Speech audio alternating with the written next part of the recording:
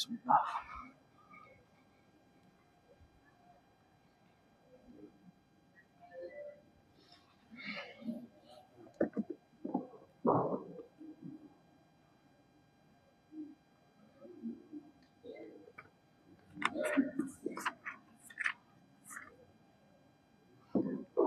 Bismillahirrahmanirrahim. Assalamualaikum warahmatullahi wabarakatuh. Diulangi, kurang semangat. Assalamualaikum warahmatullahi wabarakatuh. Alhamdulillah. Alhamdulillah rabbil alamin. Wassalatu wassalamu ala asyrafil anbiya'i wal mursalin, nabiyyina wa rasulina wa habibina wa maulana Muhammadin wa ala alihi wa ashabihi wa man ihtada bihadihi ila yaumiddin. Subhanaka la ilma lana illa ma 'allamtana innaka antal alimul hakim.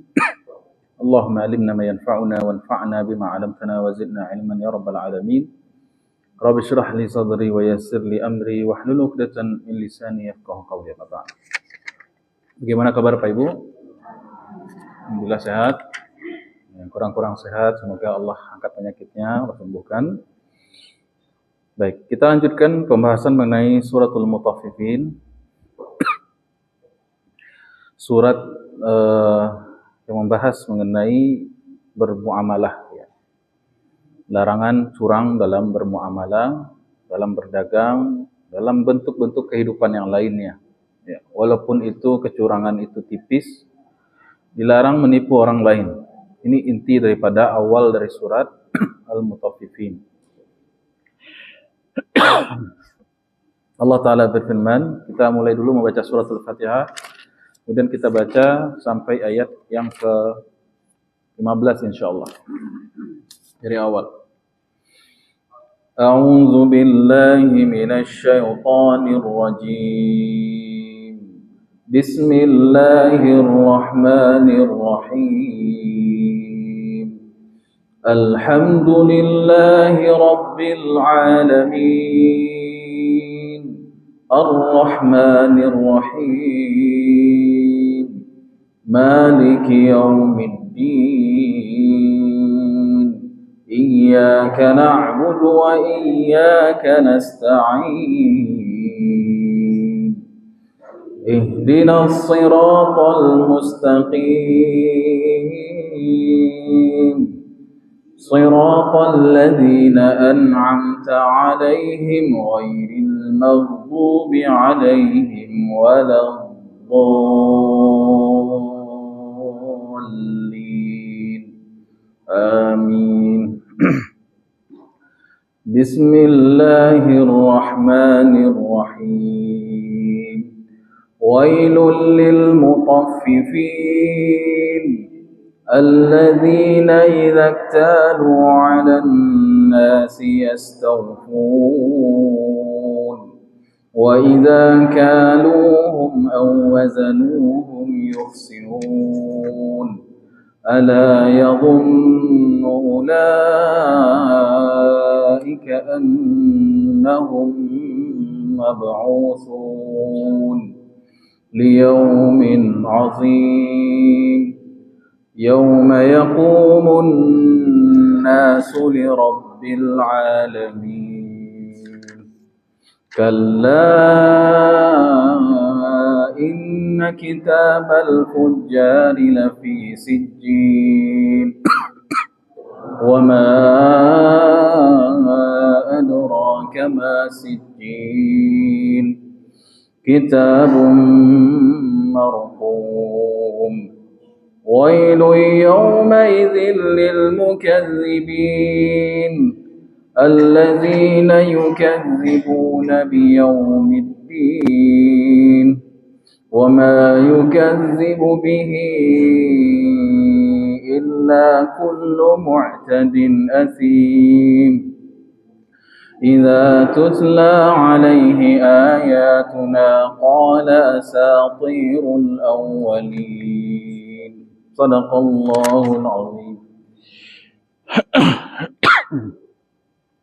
Kita harus mewaspadai apa saja tindakan atau perilaku atau kejahatan al-mutaffifin ini Bapak Ibu, agar kita tidak terancam dengan ancaman wail, kan begitu. Ya. Yang pertama, mereka memiliki sifat mutaffifin, yaitu mereka adalah mau menang sendiri, double standard. Itu yang pertama. Dijelaskan oleh firman Allah, allazina idza iktalu 'alan nasi yastawfun, apabila mereka ingin mendapatkan untuk kepentingan dirinya, mereka ingin bagus, sempurna. Yastawfun, meminta disempurnakan. Namun bagi orang lain, wa idza kaluhum aw wazanuhum yukhsirun, mereka mengurangi. Jadi mereka menerapkan menerapkan nilai itu tidak seimbang. Ya, apabila menguntungkan untuk diri pribadi, mereka mau memperjuangkan. Namun bagi orang lain, biarlah orang sengsara asal dia kaya, kan begitu. Ini wild, ini ancamannya. Kemudian sifat yang kedua yaitu mereka mutaffifin ini, mereka menyembunyikan kebatilan itu. Artinya menipu orang lain. Ya. Karena dari kata tatfif itu sendiri, ya, menipu orang lain. Ya. Jadi apabila karakteristik ini ada pada suatu muamalah, suatu muasyarah, maka juga terkena ancaman yang sama. Makanya para ulama mengatakan tatfif itu dari segala sisi kehidupan, bukan hanya perdagangan. Termasuk juga tatfif bisa terjadi dalam ibadah sholat kita. Ya. Kalau ketemu sama orang lain, dia dandannya bagus, wangi, rapi. Tapi kalau untuk sholat, pakai baju sepak bola, mukena lah 7 tahun tidak diganti-ganti, atau sudah tidak layak dipakai, gitu ya. Untuk ketemu bos sigap, tapi untuk menerima panggilan Allah, ini double standard nih. Atau kalau bekerja di perusahaan, misalnya nggak berdagang, tapi dia karyawan statusnya, ya, pakai seragam dia cuma datang untuk ngisi absen, habis itu main ke kafe. Ini juga juga termasuk dalam kategori wailul lil mutaffifin. Atau kalau untuk menerima gaji dia minta dipenuhkan, tapi untuk menggaji orang karyawan dia telat-telatkan. Ini double standar dan suka menipu. Semoga Allah jauhkan dari sifat ini. Dan sifat orang beriman kebalikannya. Orang beriman itu punya sifat kebalikannya. Dia senang apabila memperlakukan orang lain sebagaimana dia diperlakukan hal yang sama. Bagaimana sabda Nabi SAW, la yu'minu ahadukum hatta yuhibba li akhihi ma yuhibbu li nafsihi. Tidak sempurna iman seseorang, melainkan dia suka apabila orang lain mendapatkan sesuai dengan apa yang dia suka juga. Kalau dia tidak suka dibohongi, dia juga tidak akan bohongi orang. Dia tidak suka dizolimi, maka dia juga tidak suka menzolimi orang lain. Dia suka keadilan, dia mendapatkan keadilan, dia juga suka menegakkan keadilan buat orang lain. Itu ciri iman tuh. Apabila kita ingin memperlakukan orang lain sebagaimana kita diperlakukan. Ya. Dia senang dengan kesetiaan, makanya dia juga setia orangnya. Dia tidak suka dikhianati, maka dia tidak mengkhianati orang lain. Itu ciri orang yang beriman, yang adil, tak mau menzalimi orang lain. Sebagaimana kita ingin diperlakukan, maka perlakukanlah orang demikian. Ya. Kalau bagi mutaffifin tidak, ya, dia hanya ingin menang sendiri, orang lain dia korbankan, dia tipu, dia zalim. Ya, nauzubillah min dzalik. Baik. Kita kemarin sudah sampai ayat. Kemudian kata Allah, ala yadhunnu ulaika annahum mab'utsuna li yaumin 'adzim.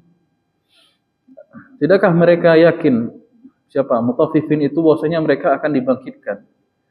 Jadi jangan pisahkan antara hubungan muamalah dengan iman pada hari akhir. Tidak boleh dipisahkan.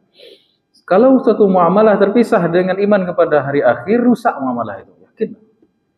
Apabila suatu pekerjaan, suatu bisnis, suatu kegiatan, apabila terpisah dari akhirat, nilai-nilai akhirat, ukhrawiyah, maka dia akan rusak. Akan rusak. Begitu juga sebaliknya. Pangkal dari berekonomi syariah itu iman kepada hari akhir. Pangkal dari ekonomi syariah adalah iman pada Allah dan hari akhir. Tidak ada ekonomi syariah. Jadi sebab kerusakan ekonomi, sebab kerusakan muamalah itu karena apa? Karena iman. Karena tidak yakin kepada Allah yang memberikan rezeki, kan gitu. Karena hubbud dunia, ingin cepat kaya, ingin mendapatkan sesuatu dengan instan. Ya. Lupa bahwasanya dia akan meninggal, akan dihisab, akan ditimbang. Gitu. Makanya ulama dahulu mereka berprofesi sebagai pedagang, ya. Lalu mereka menaruh timbangan, mizan itu di tempat toko mereka. Setiap kali mereka melihat timbangan itu, setiap kali itu juga mereka ingat kepada timbangan yang akan menimbang mereka nanti di akhirat. Ya kan dikatakan itu kan, apa ayat itu?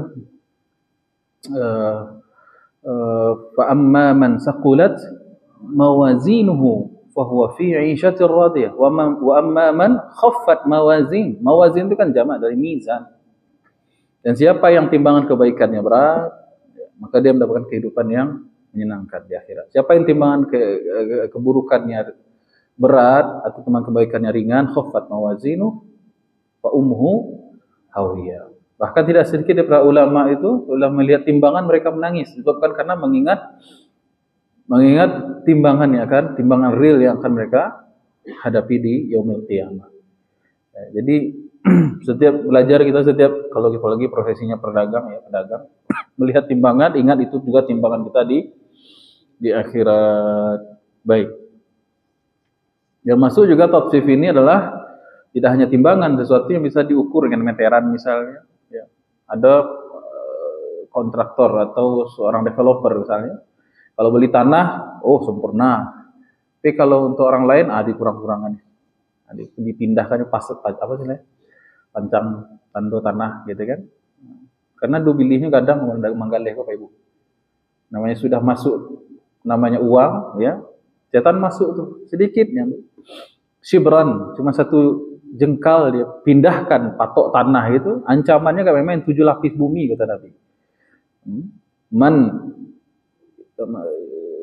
Man istata'a shibran minal ardi, siapa yang mencuri tanah walaupun hanya sejengkal dari shibran, tawaqallahu iyahu yaumal qiyamah bi sab'i aradin, Allah akan kalungkan, timpakan kepada dia 7 lapis tanah bumi gitu.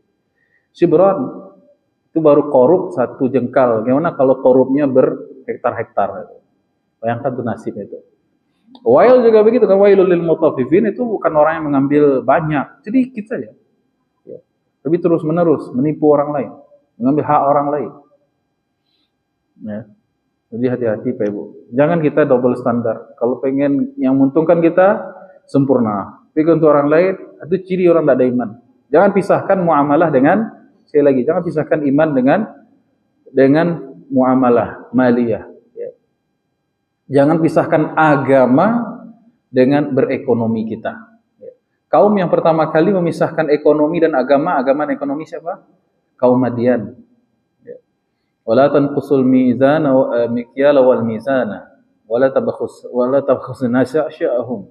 Jangan kalian ambil hak orang lain, jangan kurangi timbangan, kata Nabi Syuaib kepada kaum Madian. Ya. Apa kata mereka? As-salatuka an ta'muruna an naf'ala fi amrika as-salatuka an ta'muruna an na'budu ma ya'budu aba an natruka ma ya'budu abauna au an naf'ala fi amwalina ma nasha'u. Jadi mereka ketika Nabi Syuaib mengatakan jangan kalian curang dalam berdagang, sempurnakan timbangan, apa kata mereka? Apakah agama yang kamu serukan kepada kami ini wahai Syuaib juga ngatur-ngatur masalah ekonomi kami?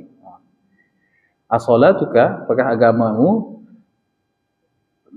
apakah sholat agama kamu ini juga ikut campur dalam persoalan halal haram perdagangan kami? Berarti mindset orang yang tidak mau diatur hartanya oleh Islam, itu mindsetnya kaum Madian, kaum yang dihancurkan oleh Allah Subhanahu wa taala. Nauzubillah min dzalik. Jadi karena kaum Madian ini suka makan riba, suka menipu dalam perdagangan, suka mengurangi tauqif. Kemudian mereka suka memalak orang, pungli, dan menerapkan pajak yang memberatkan, dan suka juga membegal orang kalau kejahatannya. Jadi mengambil hak orang lain. Maka Allah azab kaumnya itu. Yang diselamatkan Nabi Syuaib dan orang-orang yang beriman, yang mengikuti ekonomi syariah. Baik. Namun perilaku kaum Syuaib ini masih ada zaman sekarang, bahkan makin berkembang makin berkembang dengan bentuk dan variasi yang macam-macam. Ya. Kemudian la yazunnu ulaika annahum mab'utsun. Selama seorang itu dia ingat bahwasanya dia akan dibangkitkan, mab'uts artinya dibangkitkan, yaitu yaumul ba'ats. Li yaumin azim, yaitu yaumul qiyamah. Kenapa disebut yaumin azim? Kenapa disebut hari yang besar? Kenapa Bapak Ibu? Karena hari di mana kita berjumpa dengan Allah. Makanya disebut hari besar. Sebenarnya hari ini samai semuanya, tapi yang membuat hari itu besar, hari itu istimewa bukan harinya, tetapi dengan siapa kita berjumpa dan lagi apa kita waktu itu, kan begitu.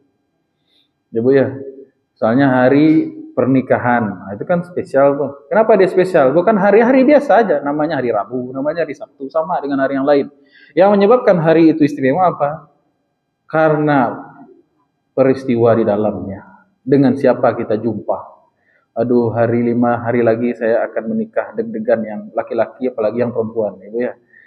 Menghitung hari, besok sampai hari lain saya melepas satu selajang. 3 hari lain, 2 hari lain, besok saya akan menikah. Bagaimana nanti saya akan mengucapkan qabiltu nikaha wa zawajaha bimahrin mazkur halan gitu. Qabiltu nikah. Yang calon mertua pun, yang calon bapak jadi wali deh, juga dakdikduk juga. Dia kapal ke bego gitu kan. Ankahtuka wa zawajtuka bi binati fulanah binti fulan bimahrin halan ya. Semuanya menganggap hari itu besar karena peristiwanya. Nah, kata Allah, ala yadhunnu ulaika annahum mab'utsuna liyaumin azim. Ya, hari yang agung. Kenapa hari itu besar? Karena hari berjumpa dengan Allah, intinya. Berjumpa dengan Allah Subhanahu wa taala. Setiap kita akan berjumpa dengan Allah. Kemudian peristiwanya apa? Dimulai dari kebangkitan dan pertanggungjawaban amal. Pertanggungjawaban amal. Makanya jadi pedagang mengerikan berarti Ustaz, enggak. Ya. Menjadi pedagang berarti susah, Ustaz, terancam neraka, Ustaz. Wailul lil mutaffifin. Justru kalau kita berbuat adil juga pahalanya besar, Bapak Ibu. Bahkan sebagian ulama itu senang jadi pedagang disebabkan karena fadilahnya jadi pedagang itu besar. Ya. Apa fadilahnya? Dibangkitkan bersama para nabi dan rasul kalau jujur. Ya. At-tajirus saduqul amin ma'al anbiya'i wal mursalin yaumal qiyamah. Pedagang yang jujur, yang terpercaya, yang lurus itu akan dibangkitkan bersama para nabi dan rasul, para syuhada di hari kiamat. Ya.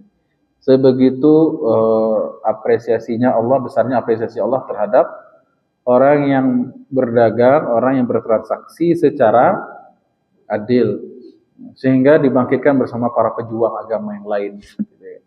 Dibangkitkan bersama pejuang agama, yaitu para nabi dan rasul kekasih Allah Subhanahu wa taala. Baik.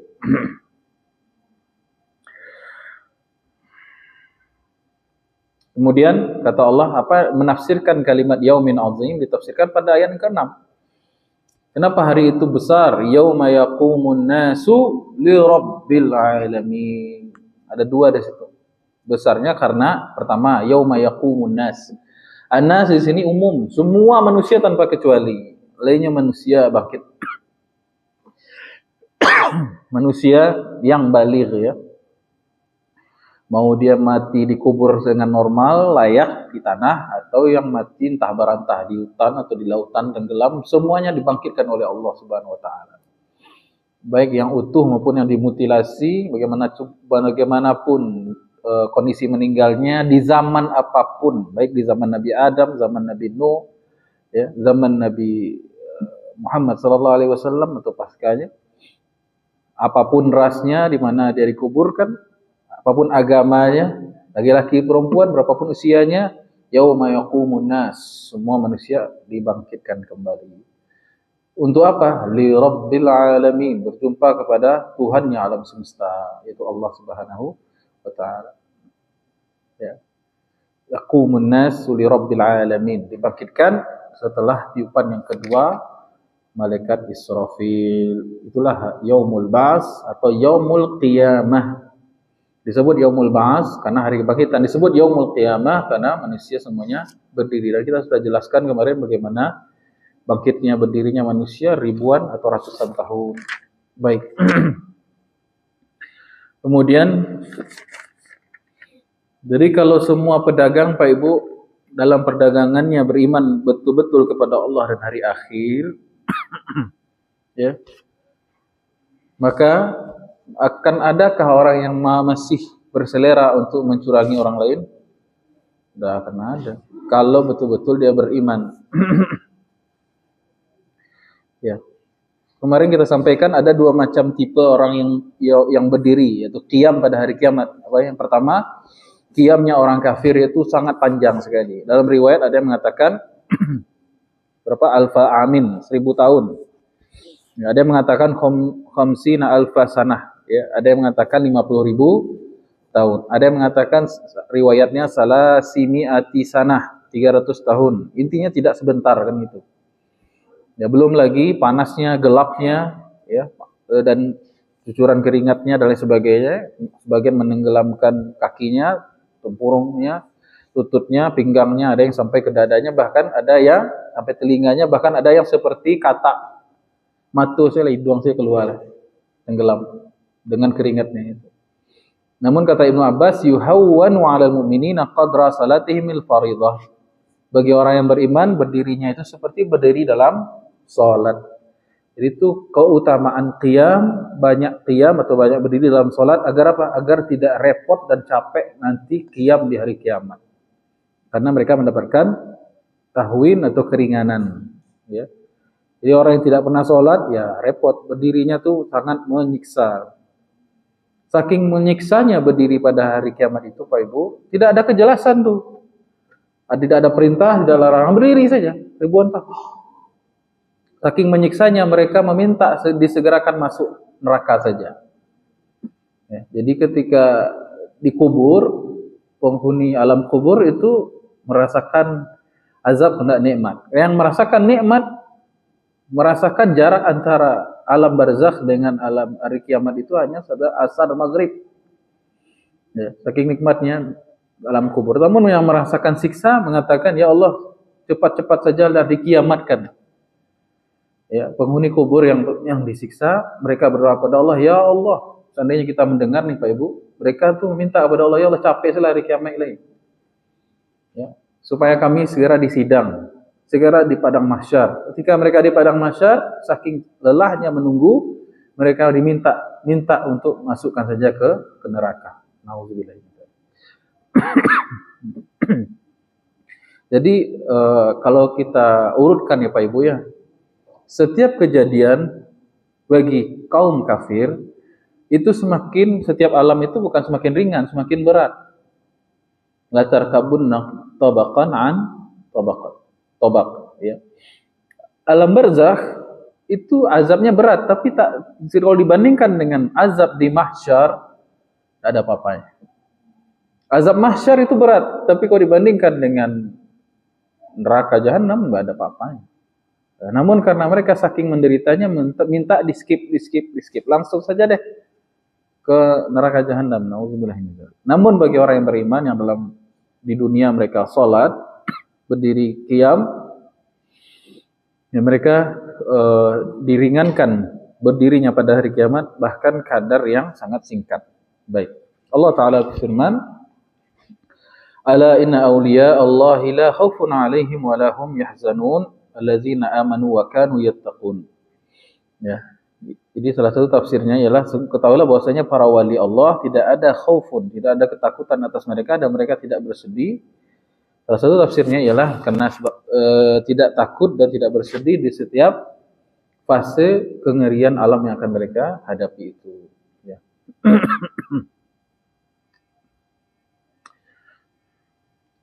Baik. Kemudian kita lanjut ayat berikutnya.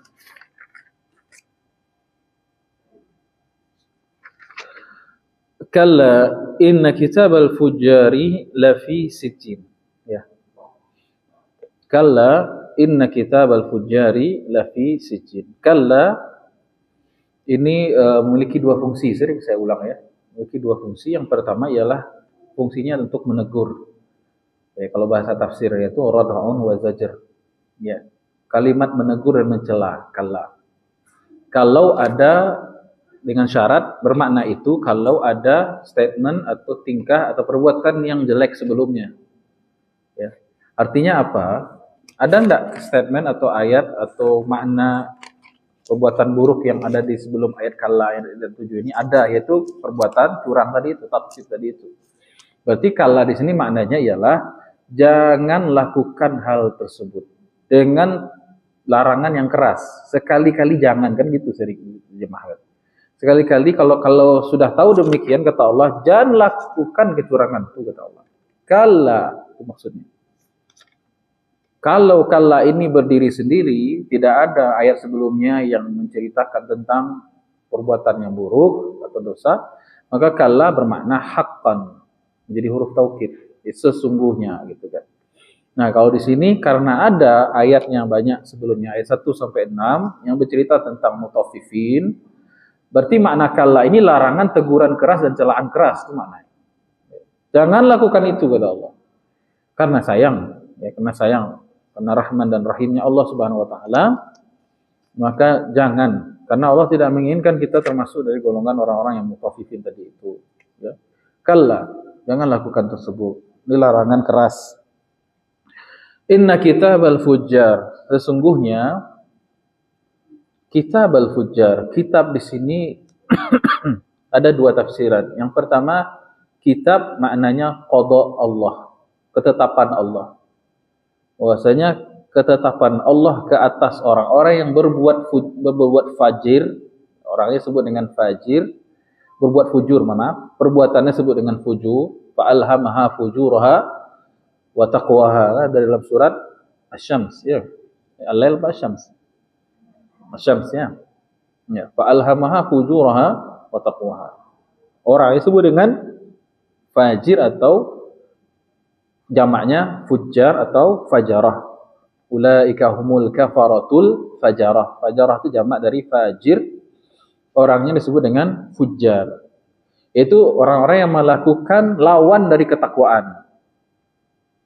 Fujur adalah perbuatan yang lawan, antonim daripada segala bentuk ketaatan yang Allah suruh. Ya, Allah suruhnya sholat, tinggal sholat fajir tuh. Allah suruh jangan makan riba, jangan berzina, aja berzina, bahkan tidak fajir tuh. Orangnya disebut dengan fujjar. Kitabal fujjar maknanya adalah qada, ketetapan Allah bagi orang-orang yang berbuat fujur. La fi sijin. Nah, ntar satu-satu ya. Sijin itu fujjar yang pertama, kitab yang pertama. Mana kitab yang pertama? Baik. Tafsir kitab yang kedua, kitab di sini maknanya adalah kitab catatan amal. Kitab catatan amal. Jadi kalla inna kitabal fujjari, sesungguhnya catatan amal orang-orang yang berbuat dosa tadi itu la fi sijin, benar-benar berada di sijin. Baik. Ya, ini tafsiran yang kedua ini lebih tepat. Ya, karena kitab di sini maknanya bukan ketetapan, tetapi adalah catatan amal. Ya, jadi kalla inna kitabal fujjar, sesungguhnya catatan kejahatan, ya, track record mereka itu, ya, diambilnya sebara-bara gitu kan, nipu orang, itu catatannya rapi sama Allah. Itu maknanya. Ya jangan anggap wah ini sepele, ini cuma ngambil 500 perak per barang itu, per item dia ngambil kecil-kecil nipu orang. Jangan menganggap sepele, catatannya rapi sama Allah gitu maksudnya. Inna kitabal fujjar. Sungguhnya catatan kelakuan orang-orang yang tatfif tadi itu rapi, itu ada catatannya sama Allah. Siapa yang nyetipu, jambara, dima, bara nominalnya, ya, apa yang diambilnya, siapa yang membantunya, ada catatan semua. Bahkan lebih lengkap dari catatan keuangan dia. Ya, bahkan dia sudah lupa kadang-kadang. Ini bahayanya, Bu. Kadang-kadang dia sudah lupa, tak tahun bara nggak tahu. Dalam catatan Allah sudah tahu gitu. La yughma li hadza wa ma li hadzal kitab la yughadiru saghiratan wala kabiratan illa ahsaha. Takajui mereka pas buka itu di hari kiamat catatan amal mereka. Buku macam apa ini? Tidak meninggalkan catatan yang kecil maupun yang besar. Wajadu ma'amilu hadira. Dia mendapati semua yang dia perbuatan itu ada semua catatan dengan rinci, dengan rapi. Itu disebut dengan Kitabul Fujjar. Kaget mereka, ya. Jadi inna kitabal fujjari la fi sijjin. Di mana catatan catatan amal orang-orang yang curang tadi itu benar-benar la fi sijjin. Baik. Jadi kalau yang tadi itu tafsiran yang pertama tadi itu, balik lagi tafsiran yang pertama, Bapak Ibu, mohon maaf ya bola-balik ini, kurang konsen ya. Inna kitabal fujjar tadi apa? Qada'ullah, ketetapan Allah, keputusan Allah bagi pelaku-pelaku kejahatan ini, la fi sijjin, maknanya arwah mereka. Ya, arwah mereka berada di sijjin itu maknanya. Inna kitabal fujjar, sesungguhnya hukuman pertama yang Allah tetapkan bagi pelaku-pelaku curang itu bahwasanya arwahnya mereka itu terusir tidak sampai di langit tetapi diletakkan di sijjin sesuai dengan riwayat Ka'ab al-Ahbar ya sini ya. Inna ruhal fajir, kata beliau, inna ruhal fajir idza qubidat yus'adu biha ila sama. Pelaku-pelaku curang, orang-orang jahat itu apabila diwafatkan, dimatikan, dicabut nyawanya, ruhnya diambil, diangkat ke langit. Fata'bas sama'u an taqbalaha. Namun penduduk langit menolak. Langit tak sudi menerima arwah mereka, ruh. Summa yuhbatu biha ilal ard. Kemudian dibawa ke bumi. Fata'bal ardu. Bumi pun menolak an taqbalaha, untuk menerima ruh tersebut. Ya. Kemudian jangan berhenti di sini. Oh berarti kalau berhenti di sini nanti ada yang mengatakan oh berarti benar arwah gentayangan itu Ustaz. Oh enggak. Belum. Lanjutkan riwayatnya. Fatadkhulu fi sab'i aradin. Kemudian ruh fajir tadi itu, ruh-ruh yang jahat dibawa ke bumi yang ketujuh. Jadi bumi ini ada 7 lapis. Hatta yuntaha biha ila sijjin. Sampai dia berhenti di suatu tempat yang bernama sijjin. Wa huwa khaddu iblis. Itulah paritnya iblis, lubang atau tempatnya iblis. Laknatullah alaih. Jadi sijjin ini tafsirnya ialah tempat ruh arwahnya orang-orang kafir dan sekaligus markasnya iblis yang ada di setelah setelah lapis bumi yang ketujuh. Itu sijjin. Jadi sijjin definisinya yang pertama adalah apa Ibu? Suatu tempat markasnya iblis. Laknatullah tadi kan ngomong setan ya. Markasnya iblis atau setan itu adalah di sijjin. Dan disitulah dikumpulkan arwah orang-orang fujjar. Ya. Jadi arwahnya reuniannya di mana? Di sijjin. Ya, nauzubillah min dzalik. Baik. Ini tafsir yang pertama. Masih hijau dilakukan curang-curang tulai. Cobalah buat. Biko arwahnya kumpulnya di sijjin nanti. Ya. Tafsir yang kedua, sijjin itu adalah sebuah batu, hajarun aswad tahtal ardi yuktab fihi arwahul kuffar. Wa qala Atha al-Khurasani hiyal ardu sabi'atu sufla wa fiha iblis wa zurriyatuh. Dia adalah sebenarnya sebuah batu yang berwarna hitam terletak di bawah bumi, ditulis di dalamnya nama-nama arwah orang-orang yang fujjar. Ya.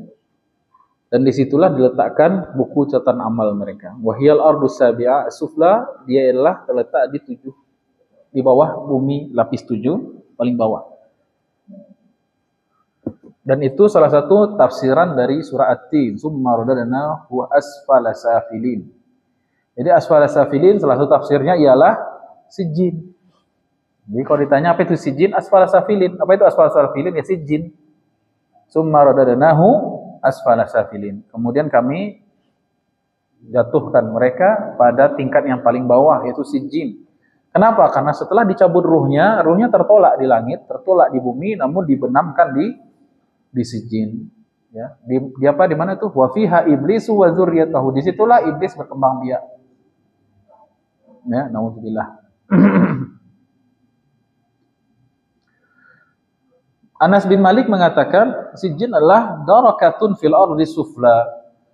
adalah salah satu darakah level bawahnya bumi yang paling bawah ya. Salah satu lapisan bumi yang paling bawah. Sesuai dengan hadis Nabi SAW dari Anas, kata Nabi, qala Nabi SAW, sijinun asfal al-ardi sabi'ah. Sijin adalah lapisan bumi yang ketujuh yang paling bawah. Baik. Namun sebagian ulama menafsirkan sijin ini secara lughawiyah, secara bahasa saja. Kalau ini kan secara realnya gimana? Jadi sijin itu makhluk atau tempat. Sebagian ulama menafsirkan sijin ini secara maknawiyah, metafor. Sijin adalah, kalau secara lugawiyah, secara bahasa, sijin dari kata sijnu. Sijnu maknanya adhiku. Sijin itu arti penjara. Penjara mengaruh. Ya. Mana penjara sendiri itu artinya adalah adhik.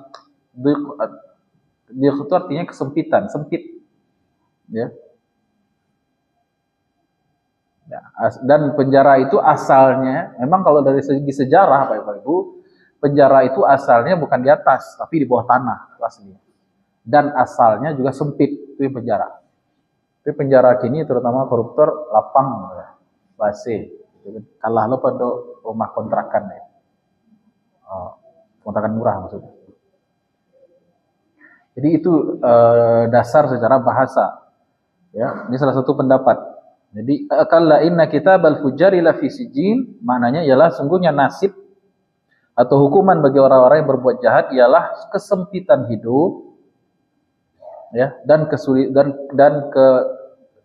kesempitan hidup dunia wal akhirat. Itu maknanya. Jadi orang-orang yang ini sesuai dengan teori ekonomi ya Bu ya. Apabila suatu masyarakat banyak terjadi transaksi ribawi dan kecurangan, maka tunggu saja harga-harga barang akan naik. Ya. Sebagaimana perkataan Nabi Syuaib alaihissalam, wa inni akhafu alaikum azab yaumin muhit. Dan aku khawatir pada kalian akan ditimpa oleh azab yang mencakup. Maknanya ialah wala usi'ri alias tingginya harga barang. Jadi sesuai semuanya ini. Secara lugawi, secara sejarah ya, tarikhi, maupun secara hadis nabawi semuanya diambil. Semua tafsiran ini jangan diadu-adu. Diambilnya semua. Jadi maknanya yang pertama ya, saya ulangi ya. Makna yang pertama, inna kitabal fujari la fi sijjin. Sesungguhnya ketetapan Allah, hukuman Allah bagi orang-orang yang berbuat curang dalam perdagangan muamalah akan ditimpa kesulitan, kesempitan hidup sebagaimana orang yang dipenjara. Kalau lebih jauh lagi tafsirannya ialah secara umumnya masyarakat yang memaklumi kecurangan dan makan riba akan terjadi apa Bapak Ibu? Tingginya harga barang atau inflasi. Sempit hidup nih rasanya kalau di mana-mana terjadi kecurangan. Yang kedua, kalain metode tafsir yang kedua bukan memahami secara metafor atau secara bahasa, tetapi memang hakikatnya begitu. Si jin adalah makhluk Allah. Dan ini yang lebih dekat kepada sesuai dengan sunnah Nabi SAW. Karena Nabi mengatakan si jinun asfal ardi sabi'ah. Jadi si jin itu bukan bermakna seperti tadi itu, ya. Tapi si jin adalah suatu tempat di mana berkembang biaknya iblis, markasnya iblis. Kemudian dicatat di situ nama-nama dan amal catatan orang-orang yang berbuat fujur.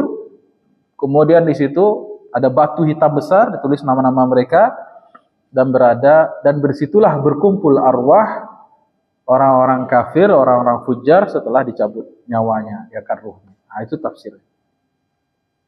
Kemudian si jin itu ditafsirkan sebenarnya di ayat 9. Ya Bu ya, Pak.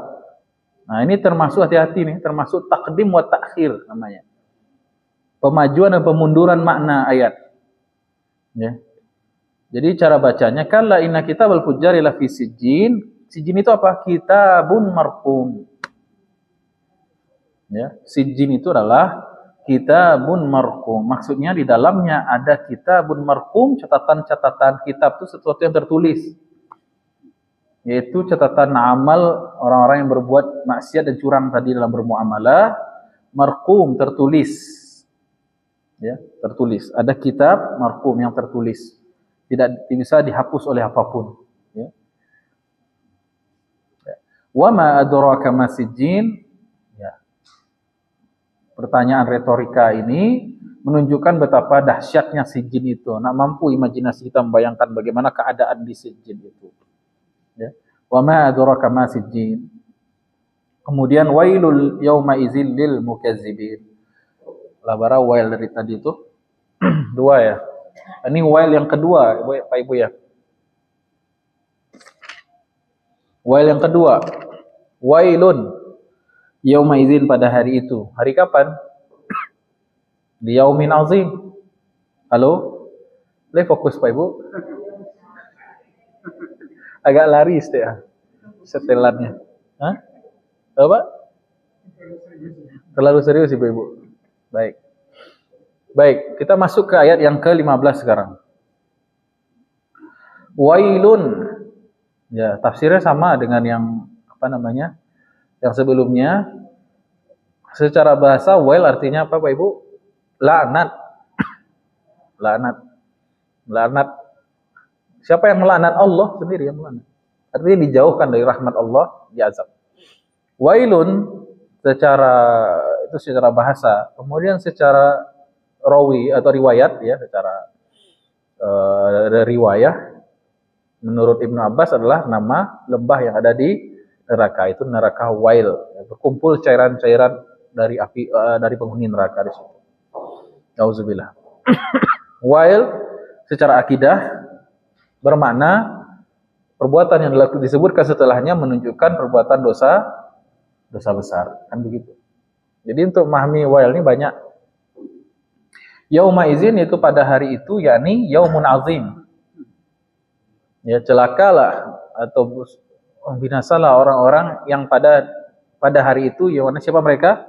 Lil mukazzibin. Orang-orang yang mendustakan. Mukazzibin. Orang yang melakukan takzib. Ya. Jadi tidak ada tatfif, saya ulang, tidak ada tatfif, tidak ada kecurangan, kesalahan, maksiat dalam muamalah kecuali diawali dengan apa? Adanya kedustaan terhadap hari akhir, kan gitu. Dan tidak ada muamalah syar'iyyah, ketaatan pada Allah dalam muamalah kecuali diawali oleh iman pada hari akhir, kan begitu. Jadi kata Allah, sungguh celaka, binasalah pada hari itu siapa? Orang-orang yang mendustakan. Mendustakan agama ini 3 macam, Bapak Ibu. Mendustakan secara lisan, mendustakan secara hati, ya qalbu, dan mendustakan secara perbuatan. Ya. Mungkin ada orang yang mengaku beriman, tetapi hati mereka mendustakan. Ya. Ada orang yang mendustakan seluruhnya. Secara lisan dia mendustakan Islam, mendustakan iman, qalbu juga sama, apalagi perbuatan. Kemudian ada yang mungkin secara lisan dia mengatakan iman, tetapi hatinya menolak, itu munafik. Ada juga yang fasik, siapa itu? Yang lisannya beriman, katanya, hatinya juga beriman kepada Allah, tapi perbuatannya tidak mencerminkan. Nah ini, ya, artinya apa? Jangan ngaku beriman, kalau muamalah kita masih suka mencurangi orang, zalim dan makan riba. Tidak ada iman itu. Kalau dia mengaku, oh iya, saya mengakui riba itu haram misalnya. Pedagang terus jujur, jangan curang. Di mulutnya, di kolbunya mungkin dia mengakui, tapi tidak sepenuhnya. Akhirnya apa? Perbuatannya tetap. Makanya saya katakan, jangan kira ayat-ayat, bukan saya ya. Ulama mengatakan, Al-Imam Al-Farra mengatakan yang dimaksud mukazzibin atau takzib dalam Al-Quran itu tidak melulu mengenai orang kafir. Ya. Beriman kepada hari akhir itu bukan hanya soal saya beriman kepada hari akhir. Tapi kalau muamalahnya rusak demikian, sama saja dia tidak beriman pada hari akhir. Seolah-olah dia mengatakan tidak ada hisab, tidak ada pertanggungjawaban amal. Maka nauzubillah, jangan sampai kita termasuk kepada jumlah orang-orang yang mukazzibin. Wailul yauma idzil lil mukazzibin. Siapa itu pendusta? Ya, orang yang berdusta ini macam-macam, tingkatannya banyak. Yang namanya berdusta tentu macam situasi dan kondisi situasinya. Ya. Tapi puncaknya orang yang berdusta kata Allah, allazina yukazzibuna biyaumiddin. Ya. kalau kita berhenti di sini, misalnya di ayat wailu yaumaizil lil mukazzibin. Celakalah orang-orang yang mendustakan itu. Kita tidak tahu alif lam ma'rifat pada kata al mukazzibin itu maksudnya apa sih sebenarnya? Orang-orang yang berdusta. Siapa yang benar-benar pendusta itu kata Allah, itu artinya itu. Siapa yang benar-benar al mukazzibin, yang benar-benar berdusta itu siapa? Nah, akan dijelaskan dengan isim mausulah allazina, yaitu mereka yang yukazzibuna, yang mendustakan hari kiamat. Orang yang mendustakan berjumpaan dengan Allah, orang yang mendustakan maksudnya dia akan dibangkitkan, dihisab, ditimbang, sirat dan lain sebagainya. Inilah makna al-mukazzibin pada ayat yang ke-15, ya. Wa ma yukazzibu bihi illa kullu mu'tadin asim. Jadi yukazzibun pada ayat yang 11 itu menunjukkan terus-menerus perbuatan itu. Mereka lakukan. Yukazzibuna bi yaumiddin. Kemudian wa ma yukazzibu bihi illa kullu mu'tadin asim. Lihat. Takzib, mendustakan itu akan berimbas kepada amal. Di iman kepada hari akhir itu akan berimbas kepada amal perbuatan. Maka kata Allah, tidak ada yang mendustakan hari akhir itu kecuali mereka akan menjadi apa? Mereka itulah orang-orang yang kullu mu'tadin asim. Ada dua kata, mu'tadin, yang kedua asim. Baik. Mu'tadin itu kata subjek atau isim fa'il dalam bahasa Arab bagi orang-orang yang melakukan i'tida. I'tada ya'tadi fahuwa mu'tadin. Orang yang menerobos, orang yang melanggar, orang yang melewati. Ya. Orang yang melampaui, itu arti mu'tadin secara bahasa, ya. Ya. Secara syariat, secara istilah, mu'tadin maknanya orang yang melanggar batasan-batasan Allah. Ya. Allah mengatakan jangan curang, dia terobos itu. Allah katakan jangan berzina, dia terobos itu. Allah katakan jangan korup, mereka korup. Jangan zalim, mereka langgar itu semua. Jadi mu'tadin artinya orang yang melanggar larangan Allah. Asim secara bahasa artinya orang yang banyak dosa. Ismun artinya dosa. Orangnya sebut dengan asim. Orangnya sebut dengan asim. Tapi kalaulah banyak mana dosanya jadi asim.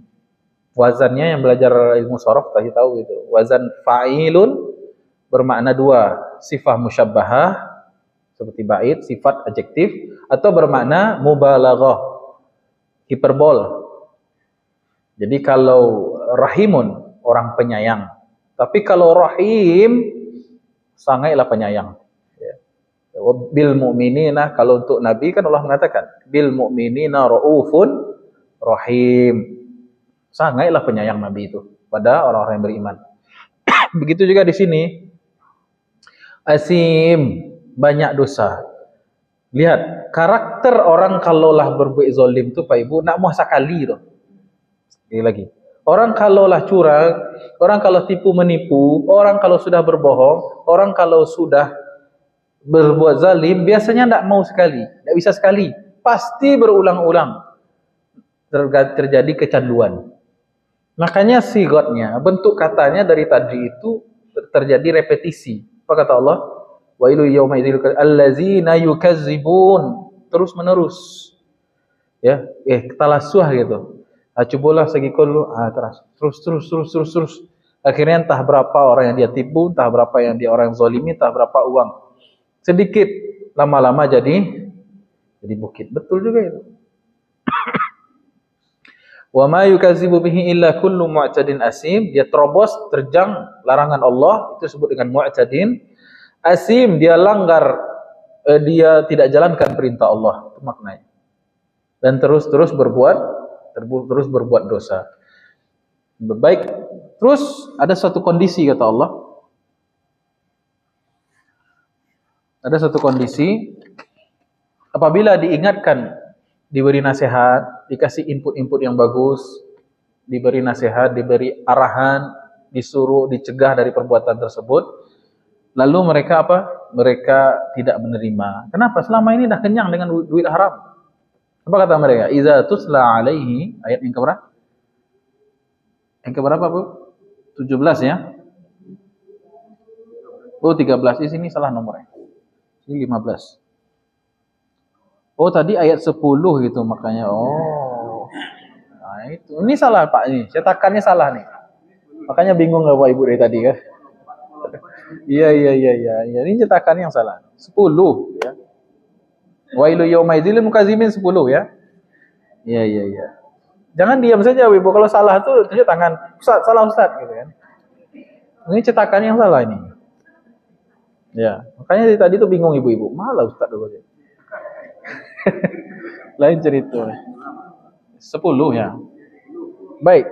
Berarti idza tutla alaihi ayatuna qala satirul awalin, ayat yang ke 13 ya. Baik. Aduh, ada pulpen. Baik. Ketika orang sudah makan haram, inilah yang kata-kata yang keluar, Pak Ibu. Kalau orang sudah kenyang dengan duit haram, inilah kata-kata yang keluar kalau diberi nasihat. Diberikan arahan dan petunjuk. Ya, kata Allah, idza, kondisi ini, jika tutla, dibacakan. Ya, tilawah itu bermakna dibacakan atau bermakna difahamkan, dinasihati. Utlu ma'uhiya ilaika minal kitab. Bacalah dengan faham apa yang diwahyukan dari Quran itu. Ya. Idza tutla, apabila dibacakan, dinasihati alaihi, ke atas mereka, ayatuna, ayat-ayat kami itu Al-Quran, syariat Islam itu sendiri, diarahkan. Jangan makan riba, jangan nipu orang, jangan. Apa kata mereka? Qala asatirul awwalin. Mereka mengatakan itu semua hanya asatir.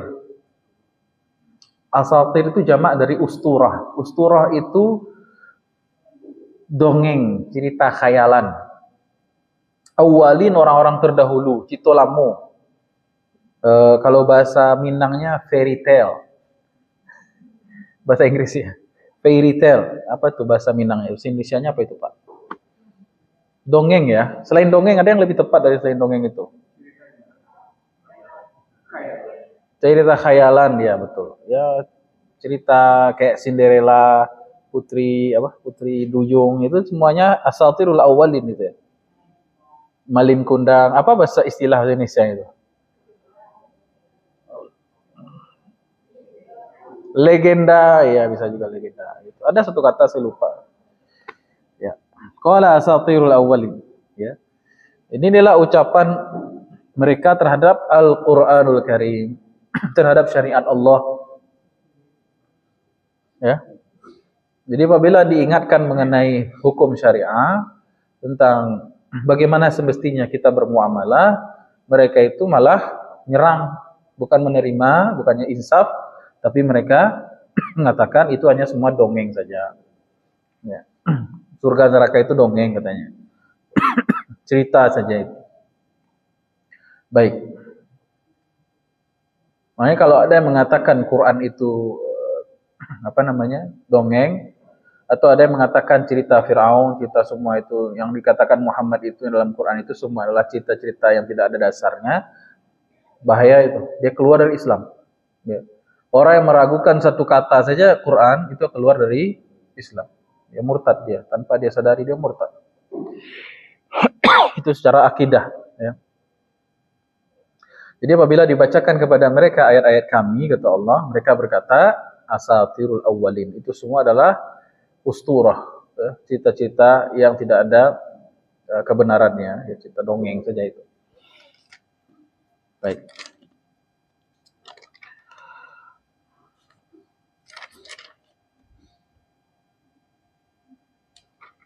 Kemudian kata Allah, kalla bal rana ala qulubihim ma kanu yaksibun.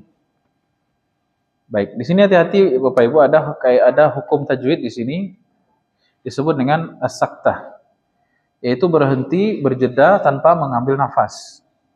Kalla bal rana ala qulubihim ma kanu yaksibun. Baik. Jangan dibaca Jangan dibaise taruh gitu. Nah, kalla bal rana ala, jangan. Di situ ada coba perhatikan ada sin kecil. Ya Bu ya, ada. Kelihatan sin kecil di atas bal itu. Itu simbol saktah namanya. As-saktah. Ya. Dari kata as-saktu maknanya diam, berhenti. Oh, bukan sajadah, Bu. Saktah, ya. Kalla bal, berhenti tapi enggak ada napas. Kalla bal rana ala qulubihim. Jedanya sebentar saja, jangan lama-lama. Jangan sampai 5 menit itu nak napas. Lewat gitu. Kalla bal rana ala qulubihim ma kanu yaksibun. Baik. Sekali lagi ada kalla. Apa makna kalla tadi? Teguran dan celaan. Ya, larangan keras atas sebuah perbuatan. Kalau ada statement sebelum itu, perbuatan sebelumnya disebutkan. Kalau tidak ada, kalla saja tiba-tiba berarti maknanya haqqan, inna, sungguhnya. Berarti lah barangkali Allah bilang kalla sudah dua kali. Artinya apa Pak Ibu? Jangan dilakukan juga nak kandu. Wahai hamba-hambaku sayang, kata Allah, jangan dilakukan juga taksif itu. Jujurlah dalam berdagang. Kan kewajibannya kemarin apa Bu? Dalam berdagang itu ada 3 tingkatan, masih ingat? Tingkatan yang dilarang adalah zolim. Ya, mengambil hak orang lain. Tingkatan yang wajib adalah adil, sesuai dengan porsinya. Tingkatan yang paling tinggi, yang paling mulia adalah fadl, yaitu melebihkan sedikit. Jangan sampai tak kurang, malah tidak pas, dia lebihkan sedikit. Kata Allah, kalau zulm hukumnya haram, adil hukumnya wajib, fadl hukumnya sunnah. Baik, jadi kata Allah, kalla, jangan dilakukan itu. Dah 2 kali lagi, kalla. Bal, ini disebut dengan huruf idrob namanya, pengalihan. Bisa banyak fungsinya, diantaranya untuk mengungkapkan fakta, atau ingin meneruskan informasi yang sebelumnya. Jadi kata Allah, kalau orang sudah tidak beriman kepada hari akhir, rusak muamalahnya, dan dia akan terus-menerus melakukan itu. Kan itu maknanya secara global. Kal allazi yukadzibuna biyaumiddin wa ma, kemudian setelah mereka terus-menerus berbuat dosa, akhirnya apa? Terus menerobos larangan Allah, kullu mu'tadin, akhirnya apa? Asim, akan tertumpuk dosa mereka. Jadi dosa perbuatan itu sudah menjadi karakter. Asim itu kan wazannya fa'il tadi. Sebuah isim fa'il yang terbentuk dari fi'il. Makanya semua isim fa'il itu isim sebenarnya, namun terbentuk dari fi'il, kata kerja. Artinya apa singkatnya? Kalau sudah isim fa'il, maknanya apa? Perbuatan orang itu sudah mengkristal dalam dirinya. Gitu. Ya. Kalau sudah mengkristal, makan haram terus, menjadi pribadian curang, itu jadi kepribadian. Akhirnya apa? Kata ulama, mereka akan susah menerima kebaikan. Makanya ada penolakan tadi itu, iza tutla alaihim ayatuna qala asatirul awwalin, ada denial. Ada semacam penolakan. Kenapa? Berarti haram sih masuk ada parunya. Kemudian apa lagi? Kalla bal. Kelanjutannya apa? Rana ala qulubihim. Allah menyampaikan fakta kerusakan mulut mereka tadi, mengatakan asatirul awwalin, itu sebenarnya berasal dari apa? Rana ala qulubihim. Hati mereka itu sudah terkena yang namanya roin. Rona maknanya di sini adalah mereka sudah terkena roin. Apa itu roin? Hati yang sudah menghitam. Salah satu tafsirannya ialah hati yang sudah menghitam pekat. Banyak dosanya. Ya. Ini dijelaskan oleh para ulama, diantaranya adalah siapa? Mujahid. Imam Mujahid mengatakan, huwa rajul yuznibu. Apa itu roin? Huwa rajul yuznibu dzamba, orang yang berbuat dosa, fa yuhitu dzambu biqalbihi, maka dosanya itu sudah menutupi hatinya. Summa yuznibu dzamba fa yuhitu dzambu biqalbihi, kemudian berbuat dosa lagi, nutup lagi, lapis. Hatta yuwashi adzunubu qalbahu, sampai dosa-dosa itu menutupi hatinya. Ya. Tahu Bu, godok batinta, Bu? Itulah kira-kira. Tadinya godok itu warnanya apa? Coklat. Tapi karena dilapisi terus dengan apa? Bulu anau jadi apa jadinya? Tapi itu rancak aja lama dimakan dah. Contohnya kurang pas. Ya, tadinya hati itu bening, tapi sekali dia curang, sekali dia berbuat zalim, hitam. Tambah tetes lagi, akhirnya menjadi hitam semuanya. Itulah disebut dengan ron. Qala Mujahid, hiya mislul ayatil lati fi suratil Baqarah. Ya, tafsiran ron ini ada di surat Al-Baqarah ayat 81. Itu bala man kasaba sayyi'atan wa ahatat bihi khati'atuhu. Dan orang-orang yang melakukan sebuah dosa tanpa taubat, kemudian dosanya itu fa'ahatat, melingkupi semuanya. Akhirnya menutup hatinya itu. Disebut dengan rain. Baik. Dan Nabi SAW sudah menjelaskan ini dalam sebuah hadis riwayat Abu Hurairah radhiyallahu anhu. Beliau bersabda, "Innal 'abda idza akhta'a khati'atan nukitat fi qalbihi nuqtatun sauda." Apabila seorang hamba melakukan sebuah dosa, maka akan tertulis atau terpatri dalam kalbunya itu sebuah nuktah hitam, titik hitam. Baik, itu disebut dengan nuktah. Apa Bu? Nuktah. Nuktatun sauda, titik hitam. Fa iza huwa naza'a wastaghfarallaha wa taba suqila qalbuh. Kalau dia itu bertaubat, istighfar, mohon ampun kepada Allah dari dosa tadi itu, suqila qalbu, hatinya kembali kinclong. Hatinya kembali bersih. Galak Ibu. Ya suqila itu kinclong artinya. Suqila qalbuhu. Dak piriang saya kinclong loh. Nah.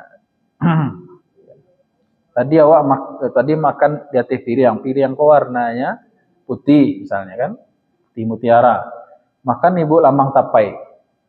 Akan hitam tuh. Ya, atau gulai kambing. Sudah dicuci lah, akan kinclong Ibu. Itu suqila qalbuh itu. Itu bisanya dengan apa? Bukan dengan sabun, tapi dengan istighfar dan taubat, gitu kan? Summa ada zida fiha. Kemudian setelah bertaubat dia bikin dosa lagi, bahkan bertambah-tambah hatta ta'luwa ala qalbihi, sampai dia menutupi hatinya. Wa huwa ran, itulah yang dimaksud dengan rain atau ron. Ya, allazi dzakarallahu fi kitabihi, yang disebutkan oleh Allah dalam ayatnya, kalla bal rana ala qulubihim ma kanu yaksibun. Jadi ayat ini, ayat berapa itu? Ayat 14 ya. Ayat kalla bal ini langsung ditafsirkan oleh Rasulullah SAW. Ini termasuk tafsir nabawi namanya. Tafsir apa Bu? Nabawi. Ya. Tafsir ayat Quran yang ditafsirkan langsung oleh Rasulullah namanya tafsir an-nabawi. Ya. Gimana Nabi menafsirkan? Yaitu seseorang hamba yang berbuat dosa, kemudian ditulis baginya satu titik hitam, dia bertobat, istighfar, kembali bersih, kembali mengkilat, kemudian dia berulang lagi, kemudian dia tidak bertobat, sehingga hatinya itu menjadi hitam. Itulah ron yang dimaksud di ayat itu. Kallabal, kemudian Nabi membaca ayat, kallabal rana ala qulubihim ma kanu yaksibun. Baik, semoga Allah kinclongkan hati kita semua. Amin ya rabbal alamin. Ya, perhatikan ayat di sini Bu ya. Pak, kallabal rana ala qulubihim, sebabkan kenapa? Ma kanu yaksibun. Kasaba yaksibu itu yang diusahakan, yang dia dapatkan karena sebab usaha, kasab. Ya. Artinya dosa itu diusahakan, sebagaimana amal pun diusahakan. Ya ayyuhal insanu innaka kadihun ila rabbika kadahan famulaqi. Orang yang berbuat taat ada pengorbanan, ada usaha. Orang yang berbuat dosa maksiat juga ada usahanya. Ya. Malah kadang masuk masjid kadang gratis, ke bioskop, ke pub, ke diskotik bayar. Banyak orang pai. Kamu saji gratis, mengaji gratis. Itu bolong-bolong je tuh. Nyindir Ustaz enggak. Ambo enggak pandai nyindir. Ambo langsung itu the point. Baik. Jadi maka nu yaksibun disebutkan karena perbuatan, bukan karena Allah. Jadi jagalah hati dengan apa? Dengan muamalah. Ya. Kalau ingin hati tetap bersih, tetap atau terbebas dari virus ron tadi itu, maka salah satunya ialah apa Pak Ibu? Jangan melakukan tatfif. Maka pedagang yang dibangkitkan bersama Nabi dan Rasul itu pedagang yang kolbunya bersih. Ya, sedangkan apa tadi? Kitab al-Fujjar. Ya, berarti orang yang arwahnya tadi reunian di mana sijin tadi itu apa, Bu? Kenapa? Arwah dari kolbu yang banyak ronnya. Nah, dari sini kita tahu bahwasanya nasib arwah itu bergantung hati. Apabila hati itu dirawat, bersih, maka dia diterima di penduduk langit, ditempatkan di iliyin, nanti sampai pada ayat itu. Kalla inna kitabal abrari lafi iliyin, wa ma adraka ma illiyun. Nanti sampai itu. Siapa iliyin itu? Ya, siapa yang berhak memasuki tempat mulia bernama iliyin? Salah satunya hati yang bebas dari ron. Nah, makanya ini soal iman. Iman itu letaknya di hati. Baik. Ada pertanyaan sampai sini Pak Ibu? Kok rasanya ini ya lama sekali waktu sekarang ya? Mungkin karena lapar kali ya. Kalla bal rana ala qulubihim. Qulub jamak dari apa Bu? Qalbun ya. Jamak dari qalbin, jamak qalbin qulub. Jadi ayat ini menjadi dasar pentingnya menjaga kolbu. Dan salah satu cara menjaga kolbu apa? Menjaga asupan makanan. Asupan makanan dari apa dijaganya? Dari muamalah yang benar. Kan itu. Makanya kalau ada orang yang mengatakan, saya ingin hati saya bersih, tapi karajonya haram, mustahil. Saya katakan sekali lagi. Orang ingin hatinya bersih, sedangkan hati yang bersih itu modal utama menghadap Allah. Ya. Ittaqu apa? Yauma la yanfa'u malun wala banun illa man atallaha biqalbin salim. Kalau ingin jumpa dengan Allah dalam keadaan baik, maka hatinya harus dijaga. Dan kalau ingin hatinya dijaga, dimulai dari menjaga asupan apa yang dimakan. Apa yang dimakan itu kan hasil kasab dari apa yang kita usahakan dari usaha dunia. Kalau usaha dunianya haram, kerjanya haram, riba, curang dan sebagainya, itu yang keuntungan berupa uang atau materi diberikan makanan, diberikan pakaian, diberikan minyak, bensin, itu yang dikonsumsi sehari-hari. Maka menghitamlah kolbu itu. Terus menghitam dia. Baik, makanya saya katakan, kalau saya sulit khusyuk Ustadz dalam bersolat, dalam ibadah, mungkin kerjanya salah. Mungkin profesinya salah. Daftar dulu pakai daftar kerja dulu pakai sogok-sogok enggak? Nah, itu tuh.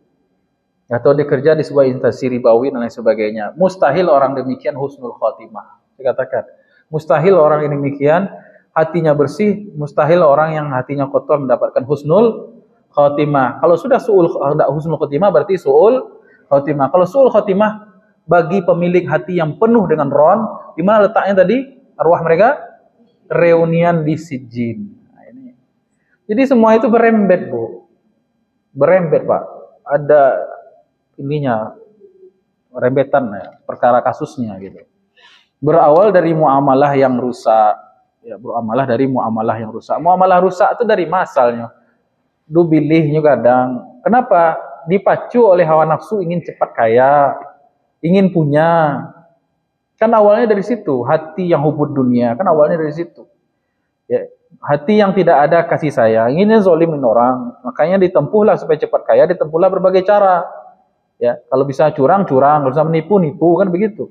Tidak peduli dengan hisab, tidak peduli dengan hari kiamat.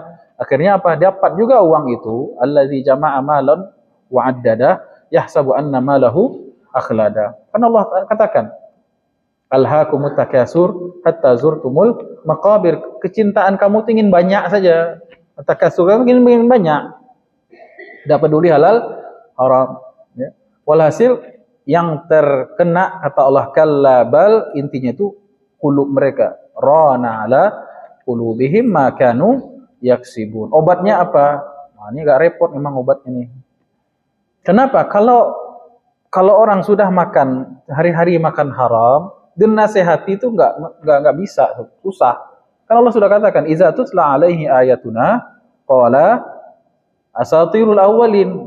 Kalau orang sudah makan haram, itu agak sulit dinasihati itu. Hatinya itu otomatis sudah menolak. Ya, ini kan nampak putih bersih air ya Bu ya, bukan putih bening ya Bu ya. Disorot pakai lampu, tembus enggak? Handphone saya di sini. Disorot pakai lampu tembus enggak? Lampu itu ibarat hidayah. Ini ibarat hati nih. Nih, ini ibarat kolbu kita nih. Nah, hatinya bersih nih, rajin istighfar, rajin sholat, rajin baca Quran, rajin tahajud, gini hatinya nih. Tidak suka dongkol, iri, dendam sama orang lain, bersih hatinya. Ketika Al-Quran datang, cahaya Al-Quran datang, set, tembus, masuk ke dalam. Ya. Bayangkan kalau ini saya cat pilox warna hitam. Ya. Disemprot, ditembak sama senter, masuk enggak cahaya ke dalam? Mantul, nolak. Nah gitulah, kalau orang makan haram tuh begitu.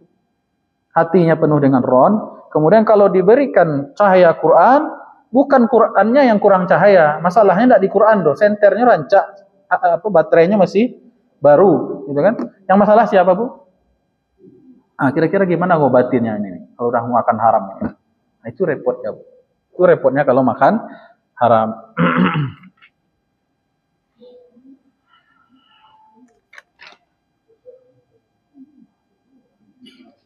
Ada pertanyaan sampai sini, Pak Ibu?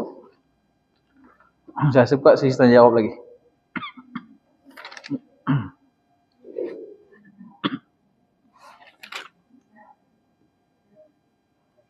Ya Bu, silakan Bu. Bentar.